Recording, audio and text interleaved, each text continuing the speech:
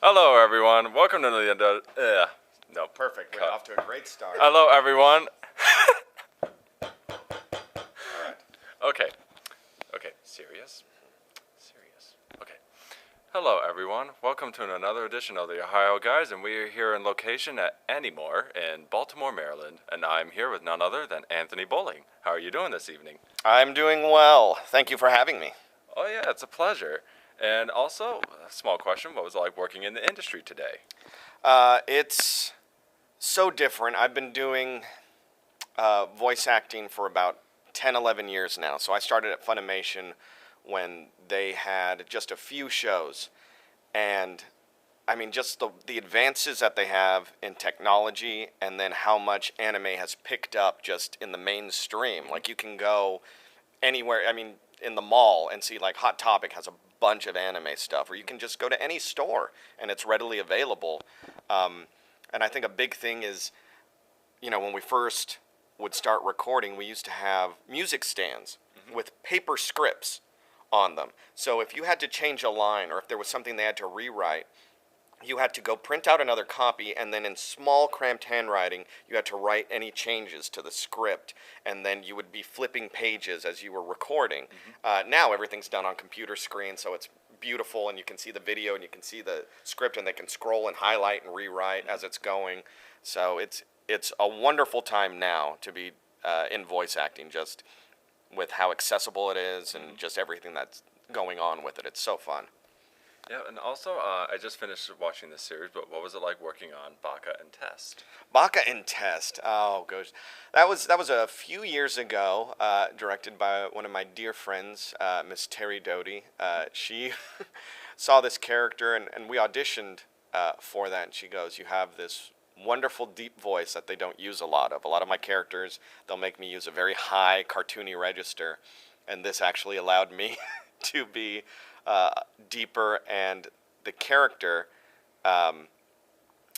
is, he used to be Shin Fukuhara. He used to be the principal, and then there was a narrator, and then a few episodes in, he decides that he wants to switch, and he wants to be the narrator instead and not have to run with the students.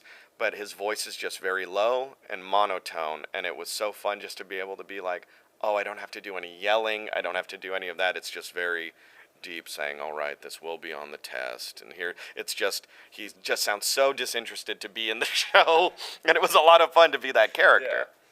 Yeah. And also, next question is, it's like asking what your favorite child is, but what is your most favorite anime that you have worked on so far? Oh, my favorite children.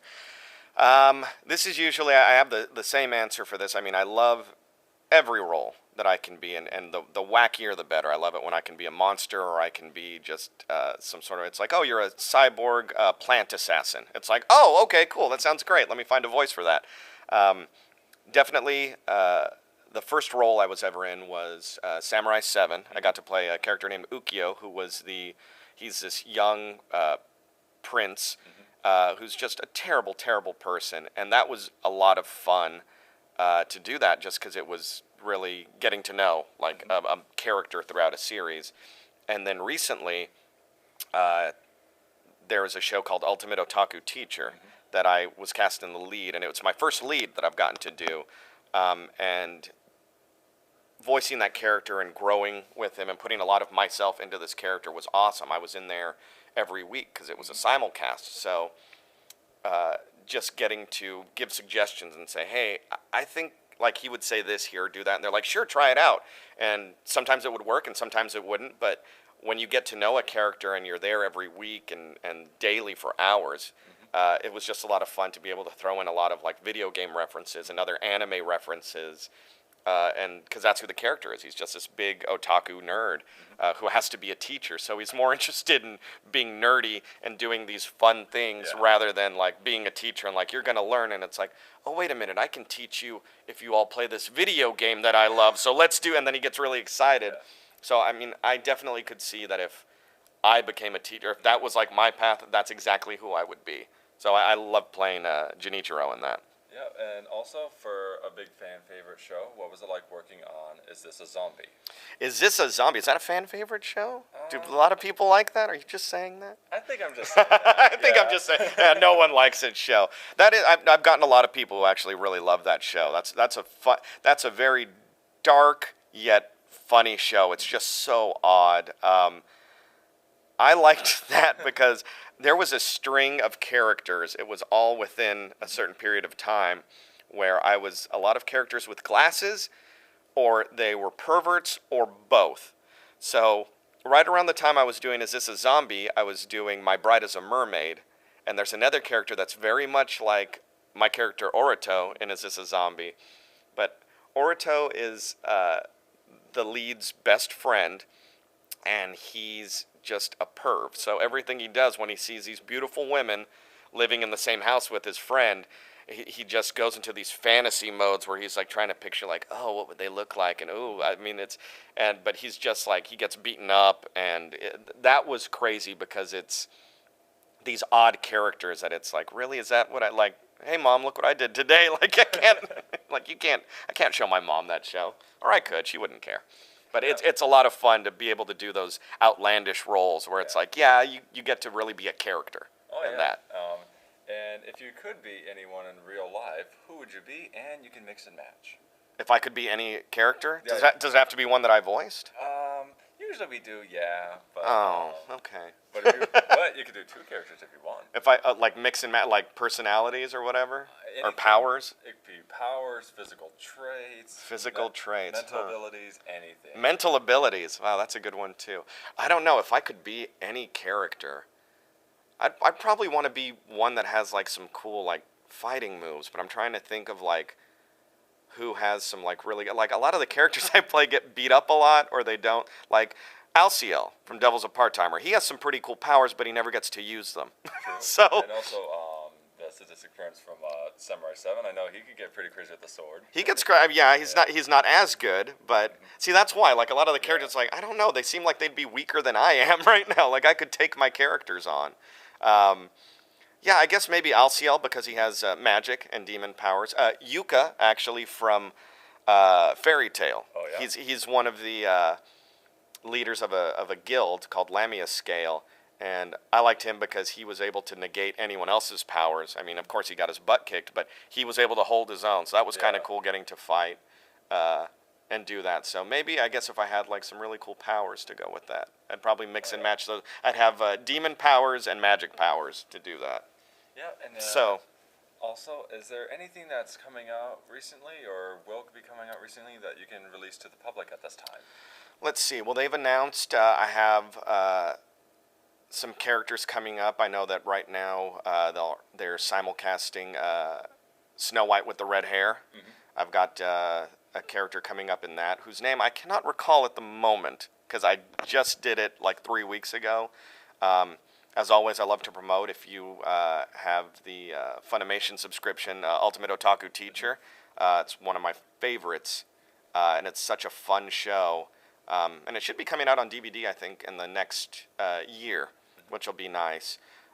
So, I mean, I have those, but just really, and I have a few shows that we just started recording, which I can't mention them yet because I haven't announced them, but I mean, it's pretty much like keep your ear to the ground because they're going to announce them, I think, within the next couple weeks. So there's some good stuff coming up. I mean, we're constantly having shows go through here. So. Yep, and also, what was it like performing on Sekirei? Sekirei, that was a while ago, and I have to say, I was looking over the characters earlier, and shows like that when you walk in, and that one I auditioned for. And then, you know, usually it's like, okay, there's one or two guys in this. And it's like, well, you didn't get that, but there's this one guy who comes in here, so we want you to be him. So I didn't know anything about this character. And they're like, all right, you're going to be this guy, and here's what he does. It's so odd to just get those snippets where it's like, well, what's this show about? And they're like, well, it's about this, but right now you're just on the phone calling these people and all that. It's like, oh, okay. So it's sometimes very odd to watch a show and then be like if I was watching Is This a Zombie? I know that my stuff, what I do. But the other parts of the show where it's like, oh, wow, like he fights like in a dress with a chainsaw and turns into, it's like, this show is so odd. Like I don't get to see any of that. You only get to see the clips you're in. Mm-hmm.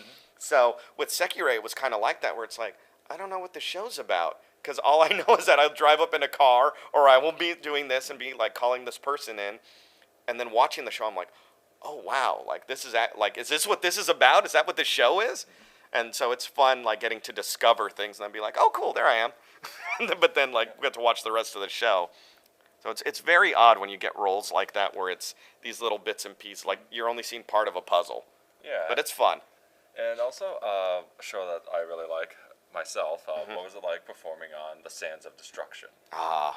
Sans was awesome because I really liked that character Naja, who's half wolf, I guess half man, and his partner, played by Trina, who's half dragon.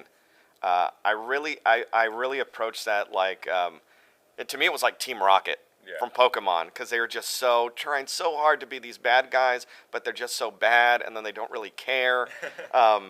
And then at the end, it's like, well, we become good. Yeah. So it was really cool to do that, and I just loved voicing Naja because it was very subtle and very calm, and he's very smart. He doesn't really fight a lot, and he just kind of gets mad at other people. Yeah. So that was a lot of fun. I mean, just I love the versatility of getting to do these voice acting roles, because you never know just what's going to happen with them, and when you get a nice character like that where it's like, cool, I get to be more calm and collected. I like characters that are villains that are smart rather than like overpowered and strong, which are fun to play too. Yeah, but the calm, collected ones, that's more my style, to be like the Hannibal Lecters, where it's like, I'm going to outsmart you rather than outfight a little you. more suave to them. Yes, I love that.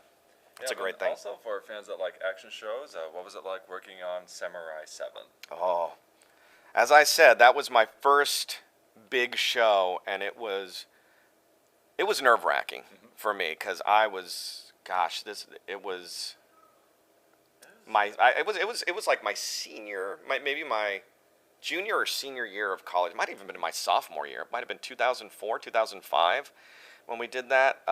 So I was going in there, and I was already a fan of a lot of the voice actors there.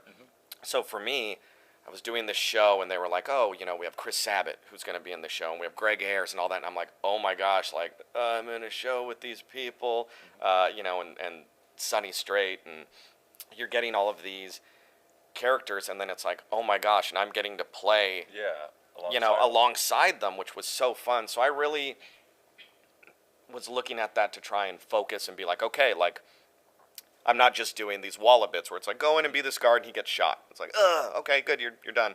No, this was like actually getting to talk and getting to react to these people and building character in it. So it was so much fun, and I'm very thankful for the director, Chris Bevins, who's now a very good friend of mine, for him casting me and getting me that first chance, because that really helped me grow and determine, like, okay, this is what I need to start doing throughout my career, and really getting to build off of that. And so it was so much fun, but it was so scary at the same time, where it's like, I hope I don't screw up, like I have to do well. But he was a great director, and it really like shows. It's one of my, I always tell people, I was very proud of it, so I would show my friends. And even if I was not in that show, I love that show so much. It's just very well written. It's got a great story base.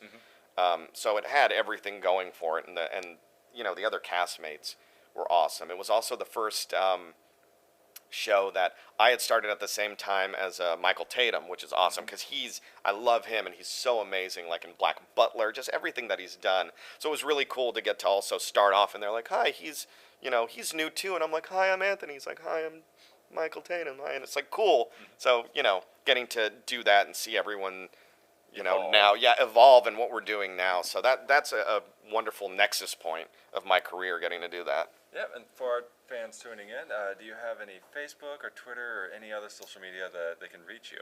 I do. You can find me on Facebook, Anthony Bowling.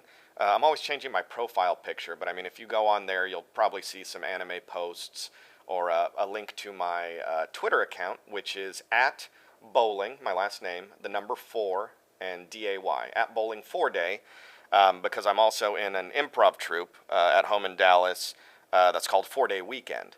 So I also do a lot of improv comedy, so that's where I got my handle for that. It's at Bowling 4-Day. So if you want to check that out, I'm always posting pictures of going to cons, or sometimes me in the booth.